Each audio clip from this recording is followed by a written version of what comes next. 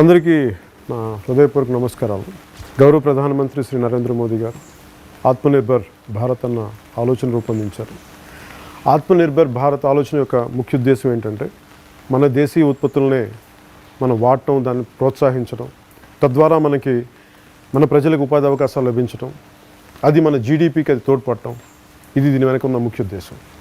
Janasena, Bharatiya Janata party రెండు ప్రధానమంత్రి గారు తీసుకొచ్చిన ఈ ఆత్మనిర్భర్ భారత్ ఆలోచనని ఈ వినాయక చవితి నుంచే మేము ముందుకు తీసుకెళ్ళడానికి నిర్ణయించుకున్నాం. ఈ వినాయక చవితి నుంచే ఎందుకు ముందుకు తీసుకెళ్ళడానికి నిర్ణయించుకున్నామంటే, మన భారతదేశంలో ఏ పనైనా చేయబోయే ముందు విఘ్నేశ్వరుని పూజించే మన పని మొదలు పెడతాం.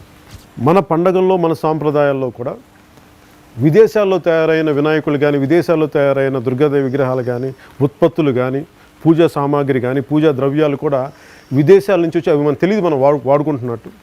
అందువల్ల మీరు ఏది కొన్నా కానీ ఈ వినాయక చవితికి అది విదేశాల్లో తయారైందా, లేదంటే మన దేశంలో తయారైందా, మన జిల్లాలో తయారైందా అన్నది మీరు ఖచ్చితంగా చూసుకోవాల్సిన అవసరం మీ అందరికీ ఉంది. ఈ ఆత్మనిర్భర్ భారత్ అన్నది కేవలం ఒక వర్గానికో, ఒక ప్రజలకో సంబంధించింది కాదు. ఇది దేశ ప్రజలందరికీ సంబంధించింది. ఇది దేశ అభివృద్ధికి సంబంధించింది. మన దేశీయ ఉత్పత్తులను కొంటే తప్ప ఎవరైతే తయారు చేస్తారో ఉత్పత్తిదారులు, వారికి అది ఉపయోగపడదు.